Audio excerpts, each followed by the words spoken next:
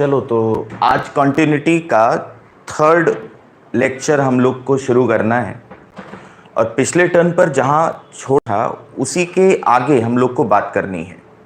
Last turn पर हम लोग ने उस केस का डिस्कशन किया था जिसमें हमारे पास दो फंक्शन, दोनों continuous function x equal to a पर, और फिर हम लोग ने डिफरेंट कॉम्बिनेशंस पर बात की कि कांस्टेंट को अगर फंक्शन fx से मल्टीप्लाई किया जाए और x किसी पर्टिकुलर पॉइंट पर कंटिन्यूअस फंक्शन है तो c टाइम्स fx ये भी एक कंटिन्यूअस फंक्शन ही होगा।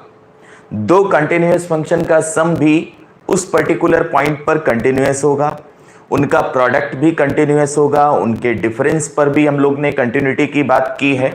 ठीक है, और गुड इवनिंग बेटा।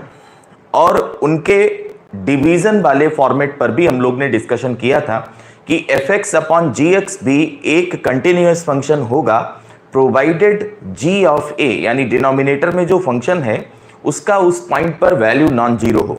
ठीक है, तो इतना काम हम लोग ने कर लिया था। अब आज की क्लास हम लोग शुरू कर रहे हैं, ध्यान से देखिएगा, उसी बात को आगे बढ़ाते हैं।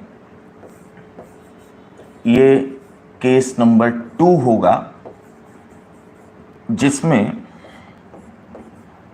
Late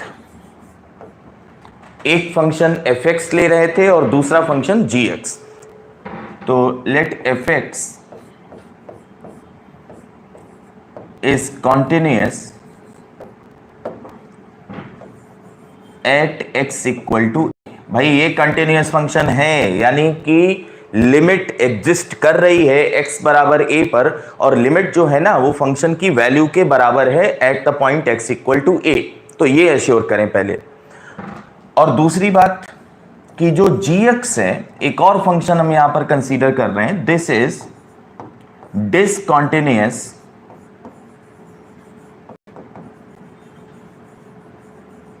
function at x equal to a। तो आज जो केस हम लोग जहां से शुरुआत कर रहे हैं, जो पहला डिस्कशन है वो इस बात पर बेस्ड है कि एक फंक्शन तो x बराबर a पर कंटिन्यूटी शो कर रहा है और वहीं दूसरी तरफ एक फंक्शन और है जो उस पॉइंट पर डिसकंटिन्यूअस है। गुड इवनिंग बेटा। तो हम लोग को यहां पर देखना है कि इनके डिफरेंट कॉम्बिनेशंस पर इस बात का क्या इफेक्ट पड़ेगा। तो शुरू करते हैं भाई, बताओ। पहला पॉइंट, fx प्लस gx या माइनस gx, क्या ये जो फंक्शन है इसको एक नाम दे देते हैं, अच्छा लगेगा, hx बोल देते हैं।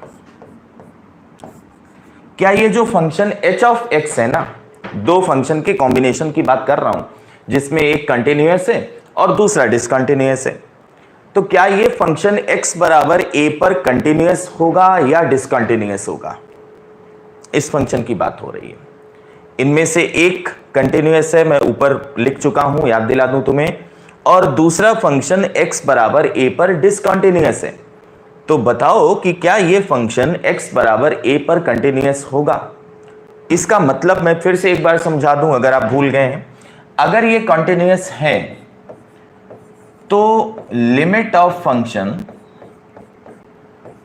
x टेंडिंग टू a ये f ऑफ a के बराबर है। ठीक है ना भाई, ध्यान से सुनिएगा।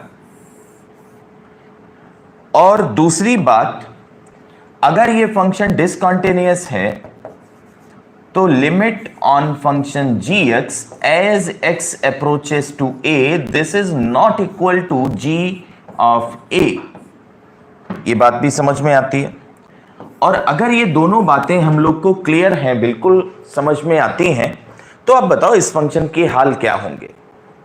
क्या आप कहेंगे कि limit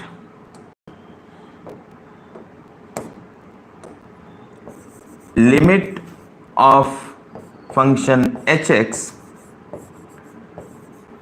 this is equal to h of a, क्या ऐसा होगा? बताओ, एक कंटिन्यूअस है एक डिसकंटिन्यूअस, तो मैं आपसे पूछ रहा हूं अभी क्या ऐसा होगा? या नहीं होगा? एक इसमें कंटिन्यूअस फंक्शन है और दूसरा डिसकंटिन्यूअस फंक्शन है, तो उनका सम कंटिन्यूअस होगा कि नहीं? देखो जब लिमिट निकालेंगे तो यहां पर ये लिमिट आएगी f ऑफ a, बिल्कुल डिसकंटिन्यूअस होगा। सब बिल्कुल अपूर्वा सही कह रहा हूं, ये बराबर नहीं आएगा। तो अब आप लोग को क्लियर समझ में आ गया, बहुत छोटी सी बात थी, इतना इसमें कुछ समझाने वाला है नहीं, तो आपको समझ में आ गया, तो अब ज्यादा टाइम उस पर नहीं दे। इसका मतलब हुआ कि this is discontinuous at x equal to a। ठीक, ये बात समझ में आ गई कि यार एक कंटिन्यूअस फंक्शन और दूसरा डिसकंटिन्यूअस फंक्शन, उनका सम देखें या डिफरेंस देखें at the point x equal to a।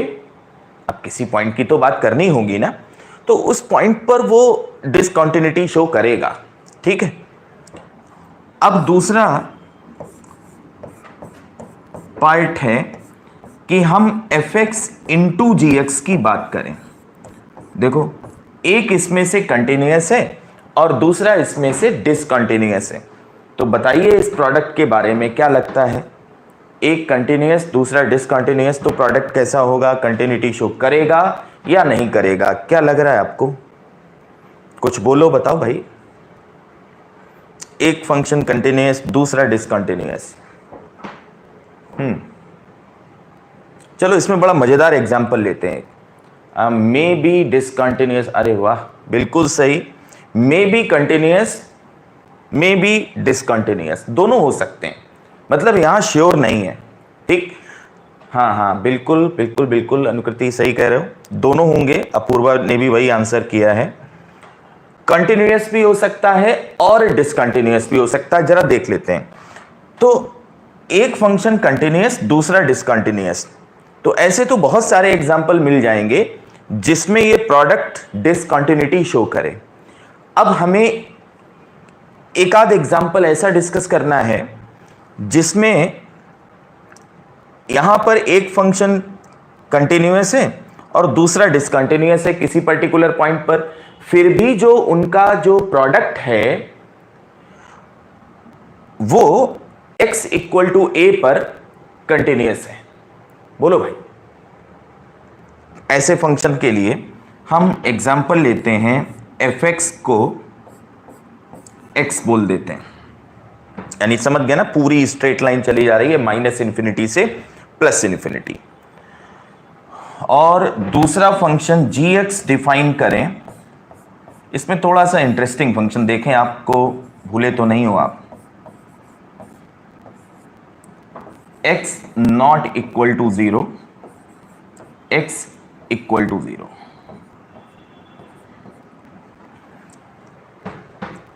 तो समझ गए होगे हम क्या करने वाले यहां पर, sine 1 upon x when x is non zero.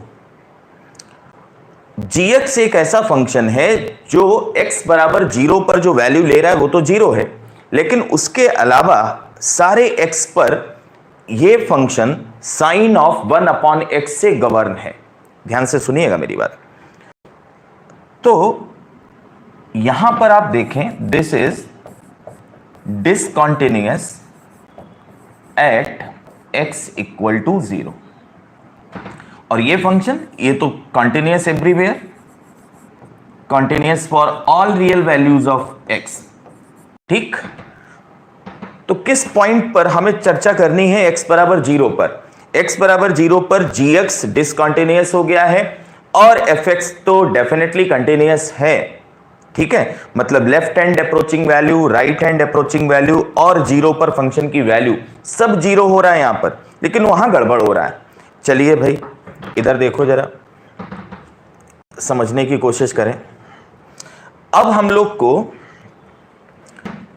इस पर्टिकुलर एग्जाम्पल के लिए यहां पर hx जो डिफाइन कर रहे हैं उधर ही कर लेते हैं, वो आ रहा है x into sine 1 upon x। ठीक, x इंटू साइन 1/x। और अगर आप दो हिस्सों में इसको बांटना चाहें तो भी मैं लिख सकता हूं। अब ध्यान से समझा करो।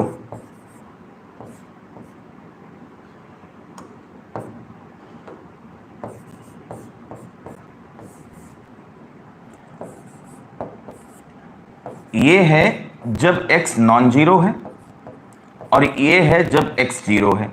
अब एक बात बताओ यार, अगर x जीरो होगा तो ये लिखना थोड़ा सा ठीक नहीं लगता, इसलिए मैं यहां से ये हटाकर सिर्फ लिख दे रहा हूं जीरो। देखो x को इस हिस्से से मल्टीप्लाई करो तो x into sine of 1/x, x को यहां पर मल्टीप्लाई करो तो जीरो। ठीक है ना। तो ये कंप्लीटली हमने h ऑफ x डिफाइन किया। Now we had to check continuity of this function at x equal to 0। अब हमारे पास एक फंक्शन है hx और हमें कंटिन्यूटी चेक करनी है। क्या आप बताएंगे मुझे कि लिमिट, मैंने आपसे बार बार कहा है कि लिमिट वाला चैप्टर रिवाइज कर लो, x into sine of 1/x, क्या आप बताएंगे ये वैल्यू? इस लिमिट के बारे में काफी कुछ हम लोग पढ़ चुके थे। बोलो भाई, 11th में भी आपने पढ़ा है। इस लिमिट के बारे में क्या कहेंगे? x tending to 0, x is not equal to 0। Equal to 0 तो यहां अलाउ ही नहीं करेंगे। क्या बोलेंगे इस वैल्यू के बारे में? ये 1 आएगा, 0 आएगा, क्या बनने वाला है? तो देखो बहुत ध्यान से सुनो, ये जो साइन 1/x है ना, ये पार्ट सविस्ता 1 बोल रही है, नहीं गड़बड़ है। ये पार्ट ऑक्सीलेट करेगा। ये पार्ट जो होगा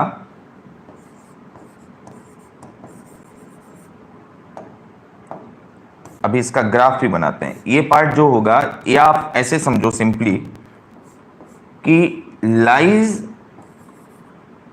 इन बिटवीन -1 एंड +1। ये हिस्सा तो -1 से +1 के बीच में होगा। कैसे? किसी भी एंगल का साइन इसी इंटरवल में तो होता है। तो मैं सिर्फ इतने सर्कल वाले पार्ट की बात कर रहा हूं, ये -1 से +1 के बीच में। अब -1 से +1 के बीच का कोई भी नंबर यहां पर लिखो, लेकिन ये नंबर जो है ना x, ये किधर भाग रहा है? दिस टेंड्स टू, पूरी बात समझिएगा, 0। सुन लो यार, जो पहला नंबर है, जो पहला फंक्शन है, ये टेंड करता है 0 पर, जैसे जैसे x 0 को अप्रोच कर रहा है। लेकिन दूसरा हिस्सा कोई ना कोई वैल्यू गेन करेगा, -1 से +1 के बीच कोई फाइनाइट वैल्यू रहेगी किसी पर्टिकुलर x पर। ठीक है, क्योंकि x एग्जैक्टली कोई वैल्यू नहीं ले रहा है, वो टेंडिंग टूवर्ड्स 0 है। अब एक बात बताओ, एक नंबर जो लगभग 0 हो रहा है और उसमें एक ऐसा नंबर का मल्टीप्लाई करना जो -1 से +1 के बीच में है, तो रिजल्ट क्या आना चाहिए? रिजल्ट आना चाहिए 0, यानी ये लिमिट बनेगी 0। ध्यान से देखो, आप इससे कंफ्यूज हो रहे हो। आप सोच रहे हो कि ये sign x/x, x tending to 0 लिखा है, ये 1 होगा। ठीक, ये 1 होगा, या फिर कहीं ऐसा लिखा होता और लिमिट होता x टेंडिंग टू इन्फिनिटी। तो जब x इन्फिनिटी जाएगा, 1/x किधर जाएगा? बिल्कुल बिल्कुल बिल्कुल सही कह रहे हो। x 1/x जब इन्फिनिटी अप्रोच करेगा तो 1/x किधर भागेगा? 1/x भागेगा 0 की तरफ। तो दिस इज साइन 0/0 फॉर्म, ये भी 1 होगा। लेकिन ये 1 नहीं होगा यार, यहां पर तो जब x 0 को अप्रोच करेगा तो 1/x, अगर x पॉजिटिव साइड से अप्रोच कर रहा है तो 1/x किधर भाग जाएगा? इन्फिनिटी। और अगर निगेटिव साइड से अप्रोच कर रहा है, लेफ्ट हैंड साइड से, तो x टेंड करेगा -इन्फिनिटी को। तो यहां जो वैल्यू पड़ी हुई है वो 0 को अप्रोच नहीं कर रही है, ये ध्यान देने वाली बात है। ठीक है, इसलिए आप किसी भी तरह का कंफ्यूजन ना रखें और जो बताया जा रहा है उसको समझो। This is equal to 0। ठीक, अब देखो भाई, लिमिट जो हो गई वो 0 हो गई। किसकी लिमिट? hx की लिमिट। मैं लिख दूं, मैं कह रहा था एक ऐसा एग्जाम्पल जिससे तुम्हें कुछ सीखने को मिले, ये लिखा। और फिर मैं आपसे पूछूं h ऑफ जीरो क्या है, तो आप कहोगे ना h ऑफ जीरो, तो जीरो यहां तो है नहीं, यहां पर देखा अरे h ऑफ जीरो तो जीरो निकल आया, तो h ऑफ जीरो भी जीरो है।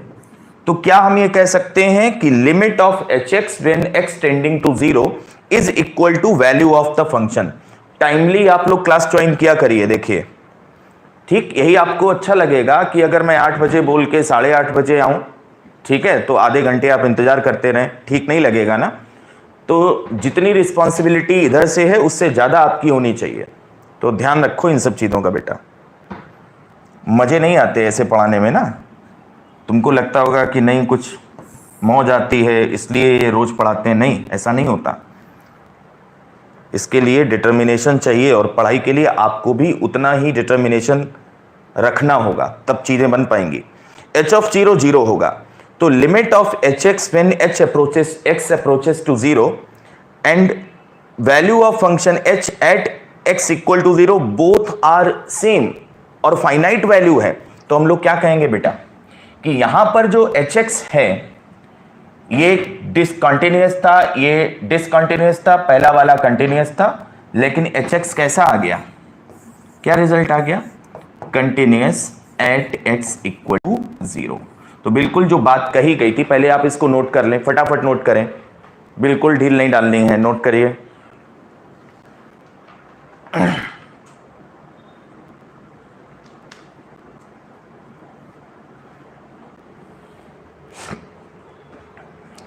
जल्दी लिखिए इसको।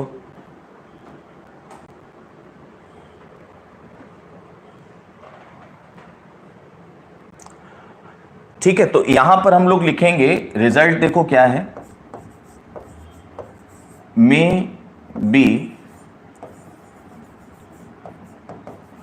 कंटिन्यूअस और मे बी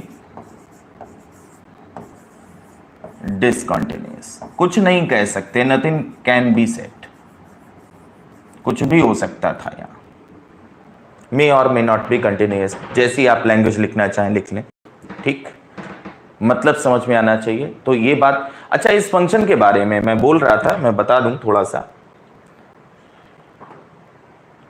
देखो सुनो, y बराबर sin 1/x, बेटा ये ऑक्सीलेटरी फंक्शन होता है,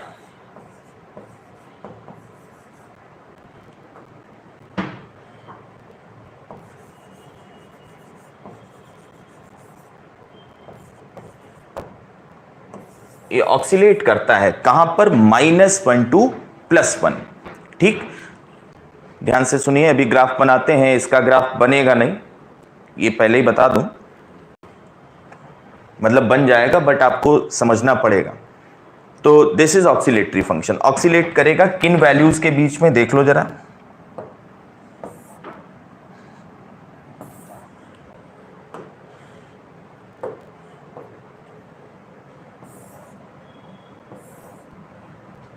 ग्राफ देखिए किस तरह का बनेगा,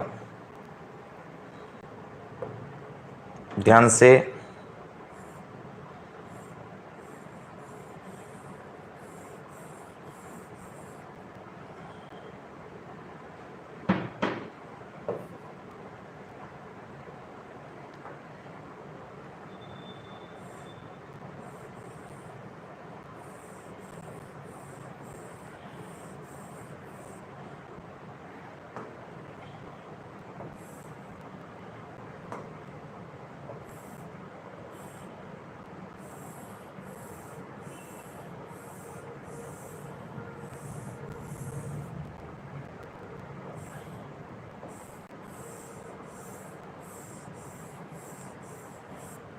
ऐसा जाएगा, यहां पर बहुत जल्दी जल्दी ऑक्सीलेशन होंगे, मतलब आपको ऐसा दिखेगा, बिल्कुल जितना जीरो के आसपास में जाएंगे ये ग्राफ होगा, इसी के बीच में फटाफट ऑक्सीलेशन होंगे, है ना। लेकिन इतना तय रहेगा कि ये रहेगी वैल्यू y इक्वल टू 1 से y इक्वल टू -1 के बीच में ही, इतना ध्यान रखिएगा कि जो भी वैल्यू रहेगी वो y इक्वल टू 1 से y इक्वल टू -1 के बीच में रहेगी। तो भैया ये डिसकंटिन्यूअस फंक्शन होता है x इक्वल टू 0 पर, ध्यान रखिएगा। और डिटेल कुछ होता नहीं, ऐसे ही ऑक्सीलेट करता है। आप इसका इमेज सर्च करके गूगल पे भी देख सकते हो, ऐसे ही दिखेगा, देखना इसको। This is graph of sine of 1/x, ध्यान से, ठीक। तो ये ऑक्सीलेट करता है -1 से +1 के बीच में, इसके ऊपर नहीं निकलेगा क्योंकि आखिरकार है तो साइन फंक्शन। तभी मैंने कहा कि अगर इस इंटरवल की किसी भी वैल्यू को 0 से मल्टीप्लाई करो तो आंसर तो 0 आना है, तो ध्यान दीजिएगा, ठीक। चलो वापस आ जाए। सेम बात, बिल्कुल ऐसी ही बात अगर डिवीजन वाले फॉर्म को लेकर की जाए तो ये भी आप समझ गए होंगे, इसका भी आंसर सेम होगा, क्योंकि डिवीजन और मल्टीप्लिकेशन अलग अलग थोड़े नहीं है यार। हम इसको ये भी बोल सकते हैं कि fx में मैंने 1/gx मल्टीप्लाई किया, कोई इश्यू नहीं, नोट करो, फटाफट लिखें।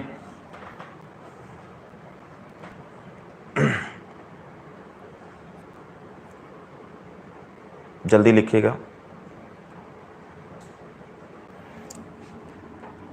fx लिख लो आप,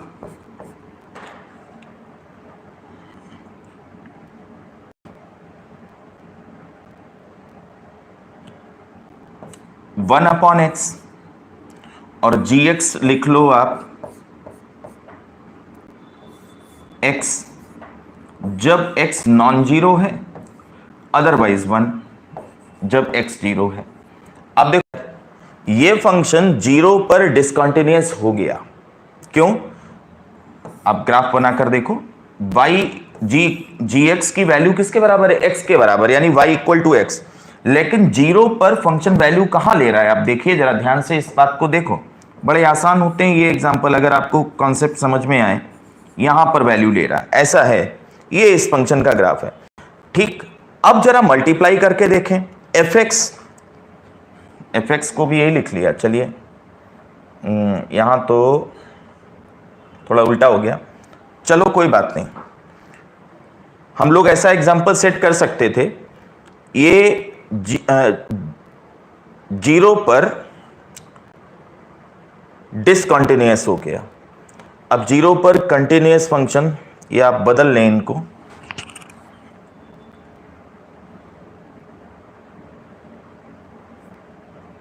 fx ये लिख दिया जाए,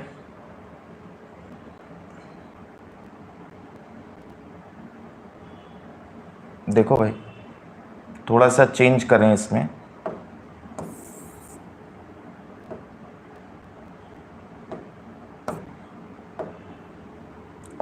fx को हम लोग डिफाइन कर दें 1, ये लो काम खत्म। fx को डिफाइन कर लो 1, तब भी नहीं बनेगा, नहीं, fx को डिफाइन करो आप x, थोड़ा x। अब देखो fx x है तो x अपॉन x जब x नॉन जीरो है, तो इसको काट के भी कितना बनेगा? 1। और जब x 0 है तो वैल्यू आप यहां से उठाओगे, दोनों के प्रोडक्ट की वैल्यू, ठीक है। ये दोनों डिसकंटिन्यूअस हो जाएंगे।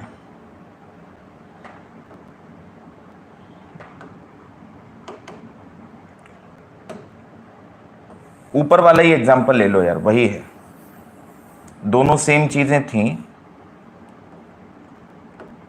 कोई अंतर नहीं है।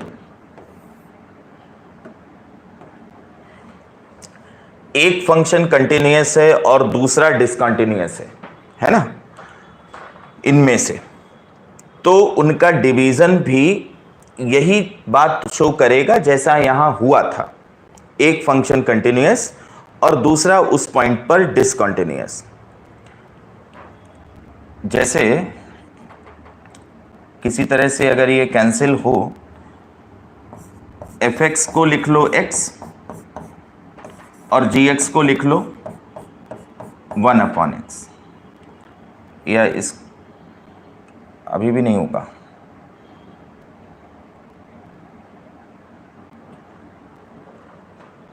ठीक है, gx को 1/x लिख लो, और आप देखेंगे कि ये जब इनको मल्टीप्लाई करोगे तो ये बन जाएगा y equal to X square which is continuous at x equal to 0। देखो ये फंक्शन बन गया बेटा, ये फंक्शन 0 पर डिसकंटिन्यूअस है, आपको तो मालूम है 1/x का ग्राफ ऐसे जाता है, तो 0 पर डिसकंटिन्यूअस फंक्शन है ये, ठीक है। और 0 पर दूसरा फंक्शन कंटिन्यूअस है, लेकिन अगर मैं इनके डिवीजन को कंसीडर करूं तो ये क्या बन जाएगा बताओ, ये बन जाएगा ना एक्स स्क्वायर, और एक्स स्क्वायर का ग्राफ यूं होता है एक पैराबोला। तो आप देख रहे हो ना 0 पर ये कंटिन्यूटी शो कर रहा है, ठीक। ऐसे बहुत सारे एग्जाम्पल आप सेट कर सकते हो, ये कोई बड़ा काम नहीं है। बड़ा काम बस इतना है कि आप ये याद रख लो कि अगर एक फंक्शन कंटिन्यूअस और दूसरा फंक्शन डिसकंटिन्यूअस है तो उनका डिवीजन या मल्टीप्लिकेशन कंटिन्यूअस हो भी सकता है और नहीं भी हो सकता है। साइन एक्स और सिग्नम एक्स लें तो, साइन एक्स और सिग्नम एक्स लें तो देखो क्या होगा, ये भी बन जाएगा शायद। देखिए डिवीजन की बात हो रही है, चेक करते हैं। इनका कहना है एक फंक्शन साइन एक्स और दूसरा सिग्नम एक्स। अब साइन एक्स को अगर ऊपर रखें, ठीक, अब सिग्नम एक्स 0 पर डिसकंटिन्यूअस है, ये डिसकंटिन्यूअस वाला है और ये कंटिन्यूअस वाला है 0 पर, और सिग्नम एक्स से डिवाइड करें तो सिग्नम एक्स आप जानते हो ना 1 होगा, तो ये साइन एक्स आ जाएगा। चेक करिए जरा, क्या ये फंक्शन 0 पर कंटिन्यूअस होगा, sine x into signum x करके देखते हैं। तो sine x into signum x देखा जाए, sorry divided by signum x, बताओ आप लोग भी बोलो भाई, sine x upon signum x. अब जब x ग्रेटर देन 0 है तो सिग्नम x की वैल्यू हो गई 1, यानी ये बचा क्या, साइन x बचा, बहुत अच्छी बात। जब x की वैल्यू निगेटिव है तो ये हो गया माइनस साइन x, ठीक। बस इतना करना कि जब x 0 हो तो हमें यहां पर वैल्यू डिफाइन कर लेनी चाहिए इसमें, तो ये तो 0 हो जाएगा, 0 पर वैल्यू 0 अलग से डिफाइन करनी पड़ेगी। 0 पर सिग्नम x डिसकंटिन्यूअस था, 0 पर साइन x कंटिन्यूअस था, और अब देखो भाई ये फंक्शन ये कैसा हो गया, 0 पर साइन x और माइनस साइन x के ग्राफ देखने हैं, तो मुझे लगता है ये कंटिन्यूअस बन चुका है। राइट साइड में साइन x और माइनस साइन x ऐसे बनेगा, समझ गए ना, साइन एक्स ऐसा होता है तो माइनस साइन एक्स केवल लेफ्ट के लिए, तो 0 पर कंटिन्यूटी शो कर रही है, ठीक है। बिल्कुल 0 पर ये फंक्शन कंटिन्यूअस होगा, बस 0 पर वैल्यू आपको अलग से डिफाइन करनी चाहिए कि 0 पर 0 है, इसमें दे सकते हो, बट ये वाला गड़बड़ कर जाएगा क्योंकि साइन सिग्नम की वैल्यू 0 पर 0 हो जाएगी, तो जैसे ही आप इस फंक्शन में 0 डालोगे तो गड़बड़ होगा, इसलिए नहीं। तो 0 पर अगर हम अलग से वैल्यू डिफाइन कर दें कि इस फंक्शन की 0 पर वैल्यू 0 मान ली गई है ऐसे करके, तो बात बन जाएगी, तो डेफिनेटली ये कंटिन्यूअस हो जाएगा। तो ये फंक्शन की डेफिनेशन को अरेंज करने के ऊपर होता है। पहले वाला एग्जांपल ठीक था, इसमें आपको अलग से डिफाइन करना होगा, ठीक है ना। अब इसके बाद हम दूसरा केस लेते हैं, तो देखिए आप सीधे सीधे रटने की कोशिश ना करिए, इसीलिए मैं सारी चीजें एक्सप्लेन कर रहा हूं आपको, ठीक है। केस नंबर 3, इसमें दोनों फंक्शन डिसकंटिन्यूअस ले लेते हैं, both f x and g x are discontinuous at x equal to a, दोनों डिसकंटिन्यूअस हैं। अब ये बताओ कि दो डिसकंटिन्यूअस फंक्शन का सम, बताएं भाई, दो डिसकंटिन्यूअस फंक्शन का सम ये कैसे रहेगा?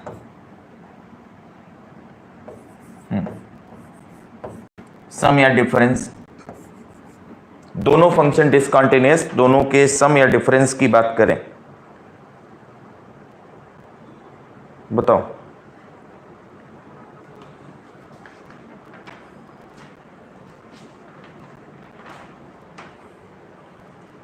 डिसकंटिन्यूअस रहेगा। अरे अच्छा, कोई एग्जांपल है? मे बी डिसकंटिन्यूअस और कंटिन्यूअस, आज पढ़ के बैठे हो तुम लोग भाई, ठीक है, यही आंसर होगा।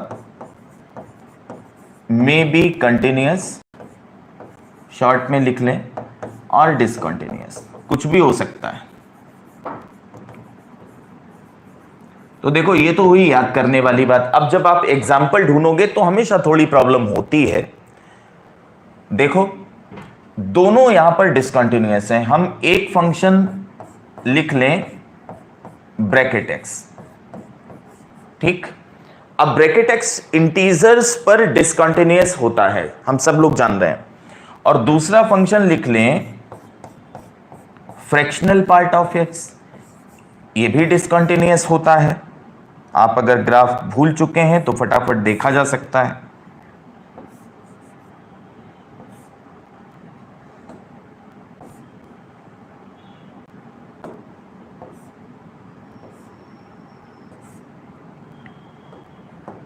तो इसीलिए इसको आप डिस्कशन की तरह यूज करें, केवल आप रटे नहीं, पढ़े नहीं, समझें चीजों को। ये फ्रैक्शनल पार्ट ऑफ एक्स का ग्राफ था,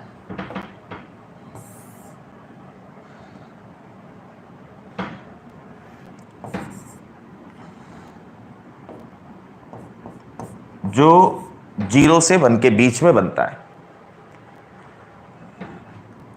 ये 0 है, ये 1 है, ये 2 है।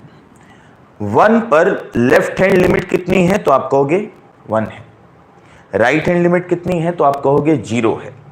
तो ये फंक्शन भी इंटीजर्स पर डिसकंटिन्यूटी शो कर रहा है, हम देख पा रहे हैं ये फंक्शन भी इंटीजर्स पर डिसकंटिन्यूअस हो गया है, ठीक। और ब्रैकेट एक्स बनाए तो वो भी होता है, ये भी आपको मालूम है, ब्रैकेट एक्स ये भी आसान है। ऐसे बनता है, अभी पिछले टर्म पर भी इसकी बात हुई थी, -1, 1, 2 ऐसे। तो ये भी इंटीजर्स पर डिसकंटिन्यूटी शो कर रहा है। तो दोनों फंक्शन इंटीजर्स पर किसी एक पॉइंट पर लेकर बात करना चाहें तो भी कर सकते हो, डिसकंटिन्यूअस हैं। लेकिन अगर इनका सम देखा जाए तो आप देख रहे हो क्या बन गया अब, ये bracket x plus fractional part x, this is x, और ये तो कंटिन्यूटी शो करेगा हर एक्स पर, क्योंकि this is y equal to X बन गया। देखो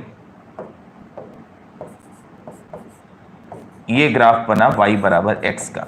तो दो डिसकंटिन्यूअस फंक्शन का जो सम है वो कंटिन्यूअस हो भी सकता है और नहीं भी, इस बात को समझ ले।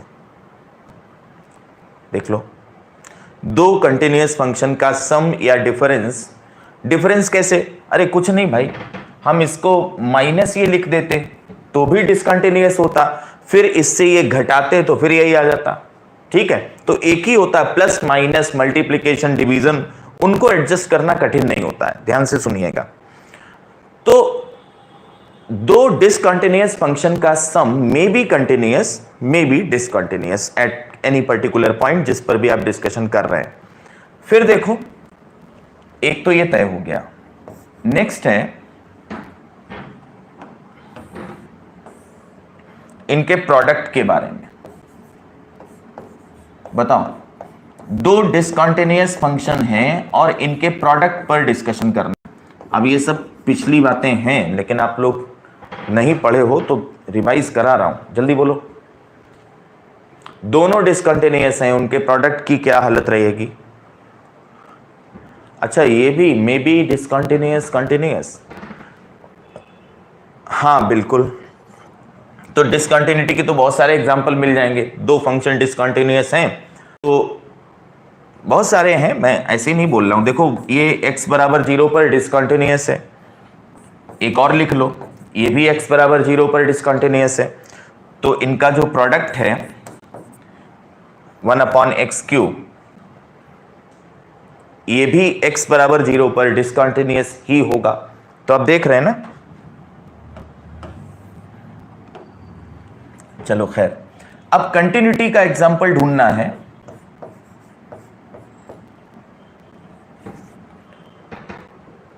तो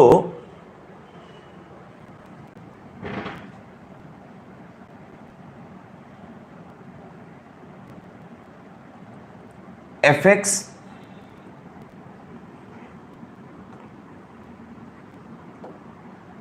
देखो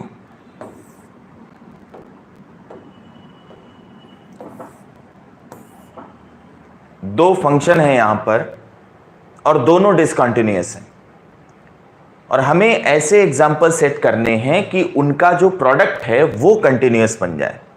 तो बताएं जरा, एक फंक्शन मैं ऐसे डिफाइन कर दूं,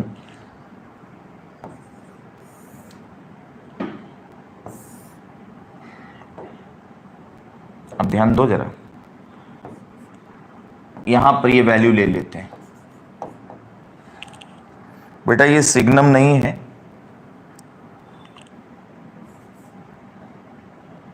ये x, ये y।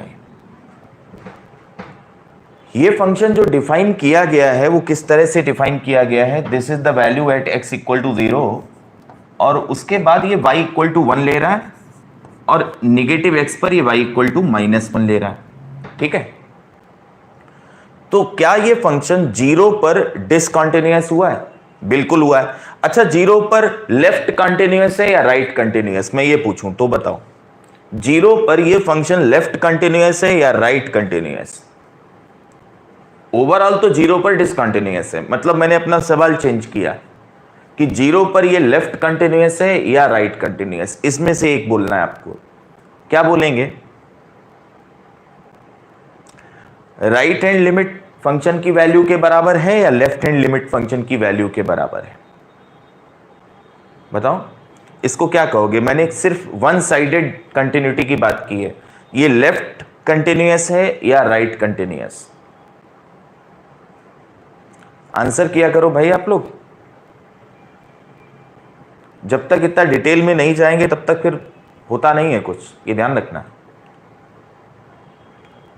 One sided continuity, directional continuity की बात कर रहा हूं मैं, तो ये राइट कंटिन्यूअस है। हाँ बिल्कुल राइट कंटिन्यूअस है, क्योंकि राइट हैंड लिमिट जो है वो, ये पॉइंट कौन सा था, ये था 0,1, तो 0 पर वैल्यू भी 1 है और 0 पर राइट हैंड लिमिट भी 1 है। बिल्कुल सही, राइट हैंड लिमिट 1 है यहां पर, तो ये राइट कंटिन्यूअस है। मान लो ये y इक्वल टू fx है, अब की बार ग्राफ भी साथ में बना लें, और एक दूसरा फंक्शन समझा जाए, इसको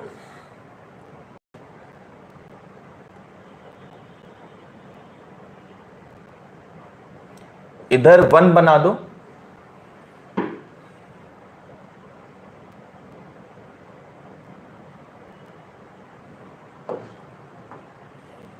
और यहां -1 बना दो।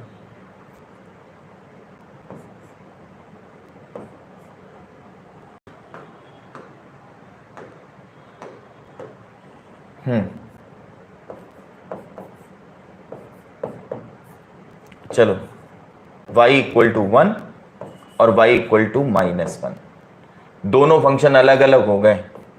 ये मान लो हमने gx ले लिया। ठीक, क्या कहेंगे अब आप? एक तरफ इसमें वैल्यू डिफाइन कर दें, ये वैल्यू यहां से ले रहा है, ठीक है।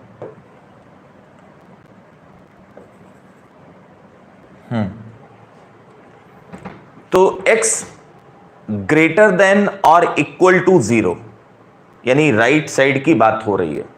बताओ क्या आएगा, ये मल्टीप्लाई करने पर क्या आ जाएगा? बोलो किधर भागेंगी ये सारी वैल्यूज? क्या आपको लगता है कि जब आप इन दोनों को मल्टीप्लाई कर रहे होंगे तो हमें ये लाइन मिलेगा? क्या आपको ऐसा लग रहा है? This is y equal to -1। देखो अलग अलग साइड में मैं तुम्हें दिखाता हूं। ये वैल्यू कितनी है? -1। निगेटिव x के लिए बात कर रहा हूं। ये वैल्यू कितनी है? उसी x पर +1। जैसे मैं कहूं x बराबर -1 पर इस फंक्शन की वैल्यू क्या है, तो x बराबर -1 पर ये वैल्यू जो है वो -1 है, और x बराबर -1 पर दूसरे फंक्शन की वैल्यू क्या है? 1 है। तो दोनों को मल्टीप्लाई कर दो, -1 और +1, क्या आया रिजल्ट? -1। इधर भी आ जाते हैं, ठीक। ये x बराबर 1 पर है -1, ये x बराबर 1 पर है 1, तो दोनों को मल्टीप्लाई करके बोलेंगे तो -1 ही तो रह जाएगा। ध्यान से समझो, क्या ये बात क्लियर हुई तुम्हें? देखो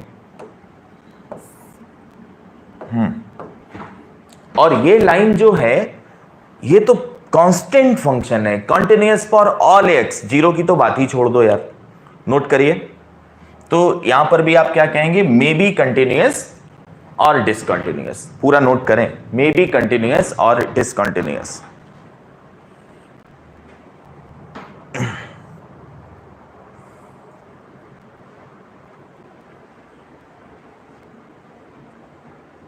ठीक है, मे बी कंटिन्यूअस और डिसकंटिन्यूअस।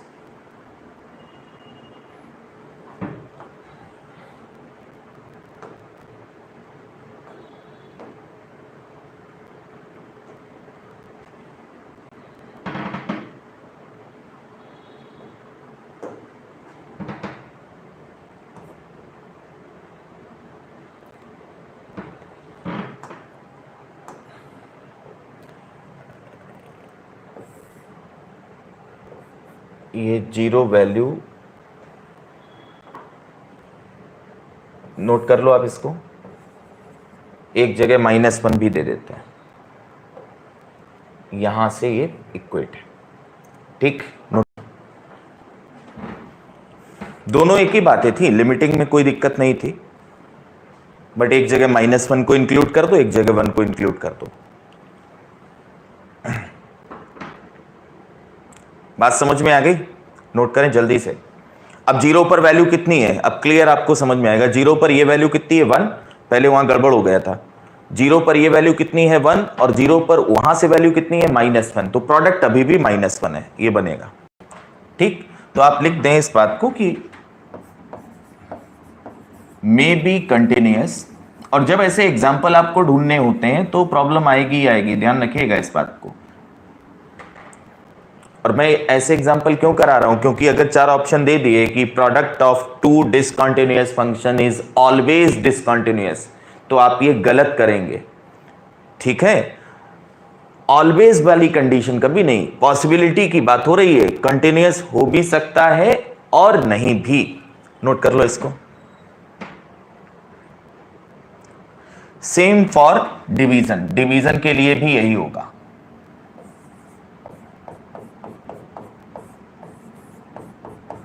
नोट करिए, इसी एग्जाम्पल को ले सकते थे, डिवाइड भी करोगे तब भी यही आएगा, 1/-1, ठीक, -1/1। तो डिवीजन पर भी यही बनेगा, यही एग्जाम्पल सफिशिएंट है, नोट कर लें, ठीक है। तो हम लोग ने फंक्शंस कंटिन्यूटी में फंक्शंस के अलजेब्रा को डिस्कस किया है। पहले केस में दोनों फंक्शन कंटिन्यूअस थे, तो सम भी कंटिन्यूअस था, डिफरेंस भी कंटिन्यूअस था, प्रोडक्ट और डिवीजन भी कंटिन्यूअस बने रहे थे। फिर एक फंक्शन कंटिन्यूअस, दूसरा डिसकंटिन्यूअस, तो सम हमेशा डिसकंटिन्यूअस होगा। प्रोडक्ट ये और डिवीजन ये मे बी वाले केस आएंगे, कंटिन्यूअस हो भी सकता है, नहीं भी। यहां पर एग्जांपल लिया गया।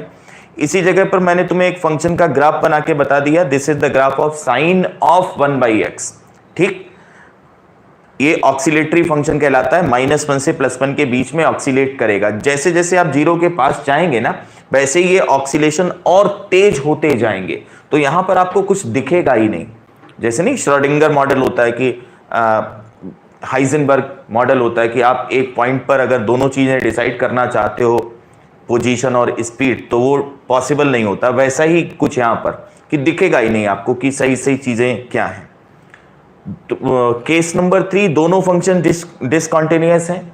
यहां पर सम या डिफरेंस की बात आई तो फिर से वही वाली बात कि can not be predicted easily, may be continuous, may be discontinuous.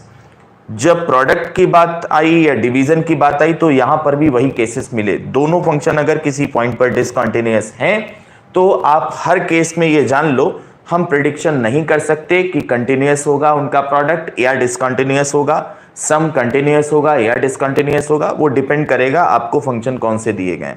चलिए, अब इसके बाद आता है टाइप्स ऑफ डिसकंटिन्यूटी।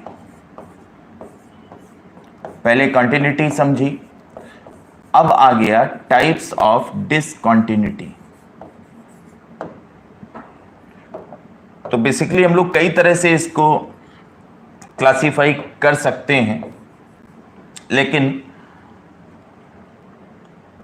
सबसे पहले इस तरह से आप समझ लें,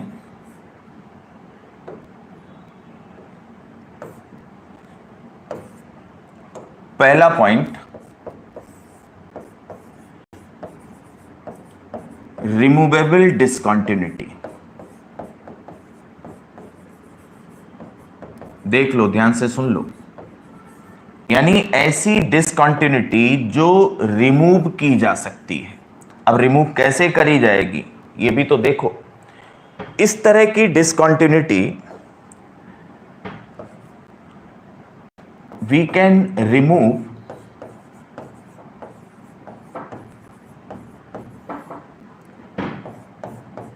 discontinuity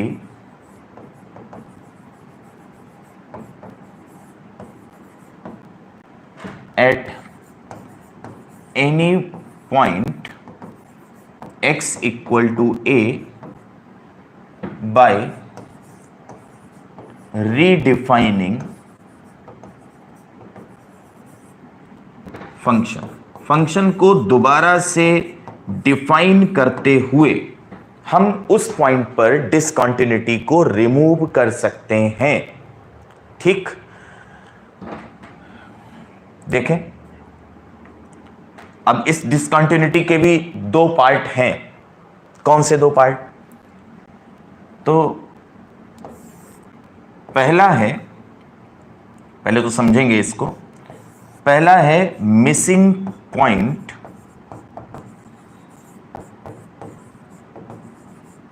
डिसकंटिन्यूटी।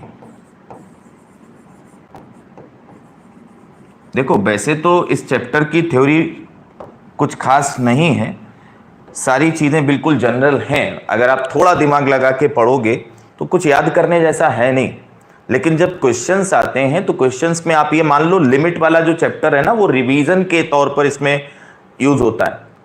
अगर आपने लिमिट ढंग से नहीं पढ़ा है या वहां के कॉन्सेप्ट रिवाइज नहीं किए हैं तो कंटिन्यूटी और डिफरेंशियबिलिटी में हमेशा आपको प्रॉब्लम बनी रहेगी। वो प्रॉब्लम इस चैप्टर की है ही नहीं, क्योंकि अल्टीमेटली तुम्हें क्या निकालना है, लिमिट तो निकालनी ही है किसी पर्टिकुलर पॉइंट पर। और लिमिट निकालने के लिए इस चैप्टर से ज्यादा पिछले वाले चैप्टर का इंपॉर्टेंस है जो आपने पहले पढ़ रखा है। मिसिंग पॉइंट डिसकंटिन्यूटी, इसको पहले समझते हैं। जैसे मान लो हमने एक फंक्शन लिखा y बराबर x² - 9 डिवाइडेड बाई x - 3, है ना। तो अब हम में से सारे लोग जान गए कि भाई अगर आप ऐसा लिख रहे हैं तो x कैन नॉट बी 3, तो इस फंक्शन में x की वैल्यू 3 नहीं हो सकती है, बाकी आप कुछ भी रख दो।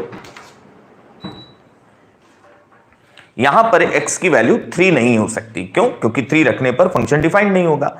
अब जब मैंने कह दिया कि x की वैल्यू 3 नहीं है तो भैया ये जो डिनोमिनेटर है ये 0 भी नहीं है, और अगर नॉन जीरो है तो it can be written like this. आप समझो इस बात को,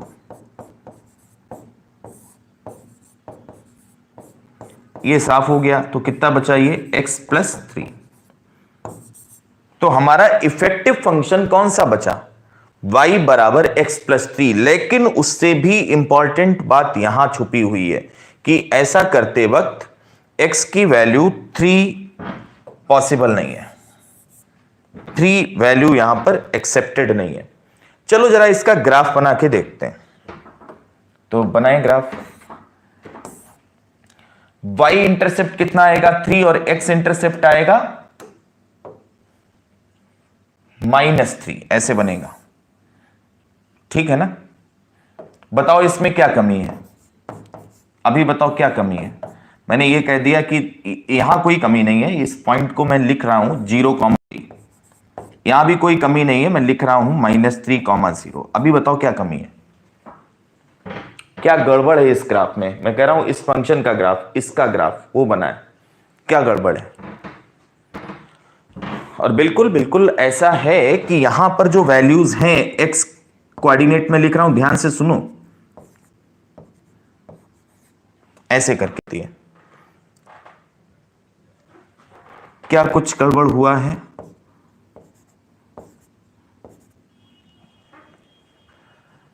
three should not be included, बिल्कुल बढ़िया बोल रहे हो आप, बिल्कुल सही, 3 इंक्लूड नहीं होना चाहिए, यही तो आपको उतनी देर से समझाया जा रहा है। देखो 3 इंक्लूड ना करो, यानी यहां पर एरो बना दो। जब हम एरो बना रहे हैं तो हम ये जान रहे हैं कि भाई 3 आप यहां अलाउ नहीं कर सकते, 3 यहां से मिसिंग है। जब 3 है ही नहीं, अच्छा बाय द वे ये वैल्यू क्या होगी, चलो अगर हम कंटिन्यूटी मान लेते तो इसमें 3 रखते और वैल्यू क्या होती 3,6। लेकिन हम ऐसा नहीं कर सकते क्योंकि यहां पर 3 फंक्शन के डोमेन में नहीं था। तो क्या जवाब हुआ तुम्हारा, लेफ्ट हैंड लिमिट कितना है, चलो मृदुल बताओ लेफ्ट हैंड लिमिट कितना है, सारे लोग आंसर करो भाई। x इक्वल टू 3 पर ही बात कर रहा हूं, लेफ्ट हैंड लिमिट कितना है, ये लिखा है 6। राइट हैंड लिमिट कितना है फंक्शन का 3 पर, राइट हैंड लिमिट भी 6 है, बिल्कुल। 3 पर वैल्यू कितनी है फंक्शन की, अब दो जवाब। 3 पर फंक्शन की वैल्यू क्या है, 3 पर वैल्यू बता रहे हो, 3 तो इंक्लूडेड नहीं है, 3 पर फंक्शन की वैल्यू अपूर्वा बताओ। तो आपका जवाब होना चाहिए कुछ भी नहीं, 3 तो फंक्शन के डोमेन में ही नहीं है, 3 पर आप वैल्यू कैसे पूछ सकते हो, मैं नहीं पूछ रहा हूं, चलो वापस लेता हूं। तो मैं 3 पर कौन सी वैल्यू रखूं, नो वैल्यू नॉट डिफाइंड, बिल्कुल। मैं 3 पर फंक्शन को कौन सी वैल्यू दे दूं अलग से, जैसे मैंने ये फंक्शन डिफाइन किया, ठीक, तो इस फंक्शन को रीडिफाइन करूं मैं, ध्यान से सुनिएगा।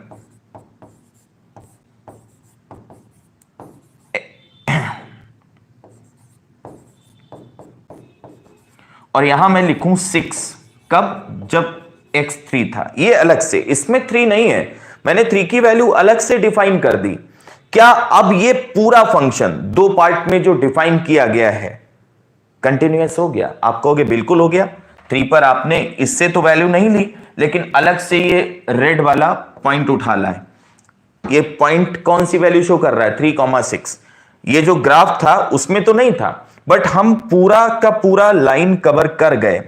जैसे ये एक वायर था और वायर में से आपने एक कट लगा दिया, एक पार्टिकल हटा दिया, बहुत माइक्रोन के इसकी जो थिकनेस थी वो माइक्रोन्स में थी, तो आपने 2-3 पार्टिकल हटा दिया, मतलब दोनों सिरे अलग अलग हो गए। फिर कहीं से वो 2 पार्टिकल उठा के उसके बीच में रख दिए, तो क्या करंट दौड़ने लगेगा, बिल्कुल ऐसा कुछ हुआ है, ठीक है। तो अगर ये पार्टिकल यहां से हटा दिया जाए तो डिसकंटिन्यूटी, रख दिया जाए तो कंटिन्यूटी, तो रखने के लिए हमें बनाना भी तो पड़ेगा उसको, तो हम लोग ने अलग से ये डेफिनेशन बना ली, यही कहा गया है मिसिंग पॉइंट डिसकंटिन्यूटी, ठीक। But it can be removed, but discontinuity तो है, लेकिन इसको हम रिमूव कर सकते हैं, वो वाली बात अलग है। चलो एक हो गया मिसिंग पॉइंट डिसकंटिन्यूटी, और चूंकि इसको रिमूव किया जा सकता है इसलिए यह है रिमूवेबल डिसकंटिन्यूटी। दूसरा पार्ट है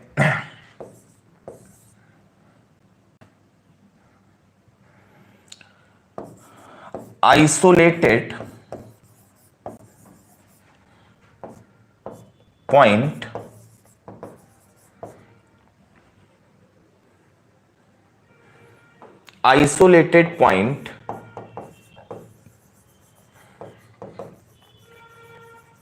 डिसकंटिन्यूटी। देखो भाई, आइसोलेटेड पॉइंट डिसकंटिन्यूटी, कुछ पर्टिकुलर पॉइंट पर जब फंक्शन डिसकंटिन्यूअस होता है तो उसको बोलेंगे आइसोलेटेड पॉइंट डिसकंटिन्यूटी। एक मिनट, ठीक। जैसे एक फंक्शन डिफाइन कर लें, आप बताएंगे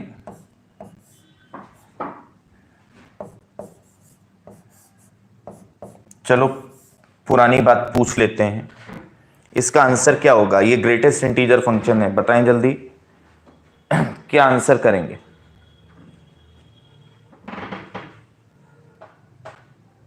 सब भूल रहे हो आप लोग भाई, रिवीजन करते रहा करो। मैं कोई भी पॉइंट स्किप नहीं करता हूं इसलिए ताकि आपको सही चीजें डिलीवर की जा सकें, और आप सारी चीजें भूलते जाते हो। बताओ,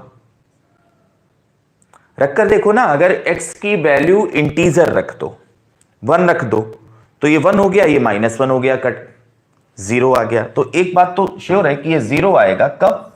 जब x इंटीजर है।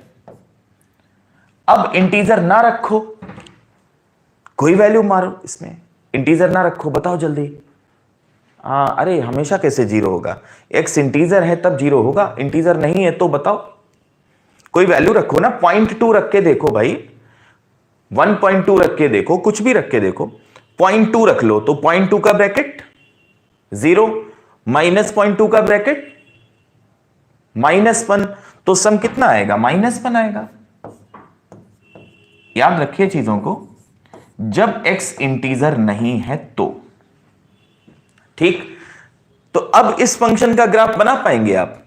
देखिए, इस फंक्शन का ग्राफ बनाते हैं, और अब तुम्हें समझ में आया कि बिना ग्राफ के कैलकुलस क्या समझा जा सकता है। और मैंने आपको एक बात और बोली थी कि जब फंक्शन वाला चैप्टर पूरा हो जाता है, ग्राफ वाला पार्ट पूरा हो जाता है, -1 होगा, बिल्कुल सही।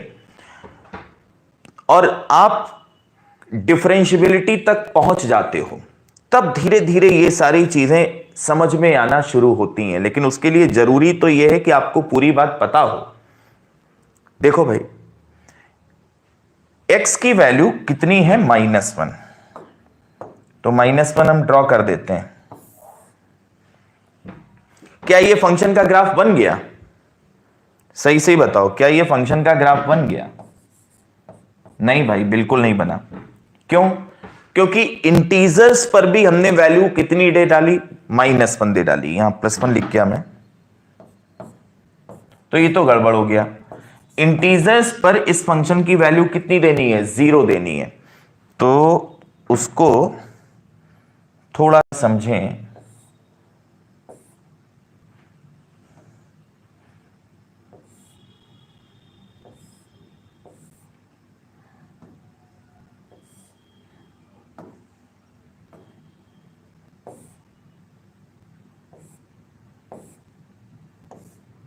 ऐसे इंटीजर्स को हटाना है ना, तो बताऊंगा मैं तुमको कि कैसे हटाएंगे।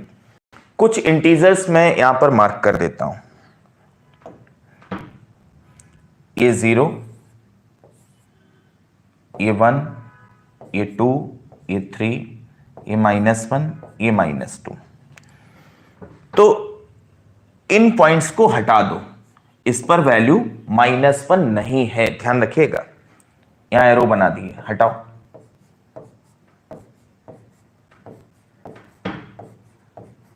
हट गए। और इंटीजर्स पर वैल्यू जो हमको रखनी है वो 0 कर दो। यहां पर ये रेड वाली वैल्यू एक्सेप्ट की जाएगी इंटीजर्स पर। तो केवल कुछ पर्टिकुलर पॉइंट मिल रहे हैं जिन पर फंक्शन डिसकंटिन्यूअस हो गया है, ठीक है, बाकी इन पॉइंट्स के बीच में फंक्शन कंटिन्यूअस है। तो ऐसी डिसकंटिन्यूटी को बोलते हैं आइसोलेटेड पॉइंट डिसकंटिन्यूटी। और इसको भी हम रीडिफाइन कर दें, अगर मैं कहूं, देखो इस डिसकंटिन्यूटी को हटाना है तो मैं कहूं कि डेफिनेशन यही चलेगी, लेकिन यहां शर्त लगा दो कि x इंटीजर ना हो, और फिर मैं अलग से वैल्यू लिख दूं कि अगर x इंटीजर है तो फंक्शन की वैल्यू कितनी है, -1। तो आप इसमें ये इंटीजर नहीं डाल सकते। अगर x इंटीजर है तो आपको पीस वाइज आपने फंक्शन डिफाइन कर रखा है, देन दिस इज -1, ध्यान रखिएगा। तो आपने इंटीजर्स पर जो वैल्यू डिफाइन की वो -1 की, और ऐसा करने पर जो डिसकंटिन्यूटी थी वो रिमूव हो गई। मतलब अब ये जो रेड वाले डॉट हैं ये सब नीचे गिर जाएंगे, यहां पर चिपक जाएंगे, और फंक्शन पूरा का पूरा कंटिन्यूअस हो जाएगा। नोट करिए, जल्दी लिखें। बोलो भाई, बात समझ में आई? तो ये आज हम लोग ने पढ़ा रिमूवेबल डिसकंटिन्यूटी, ऐसी डिसकंटिन्यूटी जिसको रिमूव कर सकते हैं। और ऐसे दोनों डिसकंटिन्यूटी में एक खास बात होती है, इन दिस केस ये लिख लो, लिमिट तो एग्जिस्ट करती है फंक्शन की, limit exist, but not equal to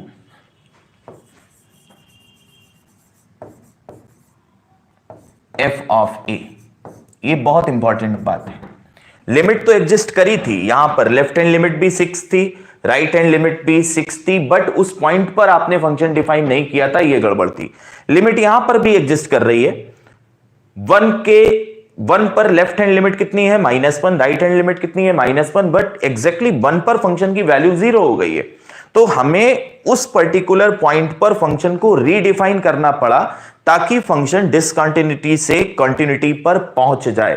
तो अगर कहीं ऐसी डिसकंटिन्यूटी है जिसको आप हटा सकते हो बाय रीडिफाइनिंग द वैल्यूज, तो उसको बोला जाता है रिमूवेबल डिसकंटिन्यूटी। अब अगर एक डिसकंटिन्यूटी ऐसी है जिसको रिमूव कर सकते हैं, तो वहीं दूसरी तरफ ऐसा भी कुछ होने वाला है जिसको हम रीडिफाइन करने के बाद भी रिमूव नहीं कर पाते, फंक्शन को दोबारा डिफाइन करें तब भी हटती नहीं है। ऐसी डिसकंटिन्यूटी को हम बोलेंगे नॉन रिमूवेबल डिसकंटिन्यूटी, जिसको हम लोग पढ़ेंगे नेक्स्ट टर्म पर, और वो कंटिन्यूटी की अंतिम क्लास होगी, लास्ट क्लास होगी। तो मैंने फिर कहा है आपसे कि आप लिमिट का चैप्टर अच्छे से रिवाइज कर लें, नेक्स्ट टर्म पर ये खत्म हो जाएगा, ठीक है। तो आप रिवाइज करते रहिए और नेक्स्ट टर्म पर इसके आगे की बात की जाएगी, ठीक है। आज की क्लास यहीं तक, गुड नाइट।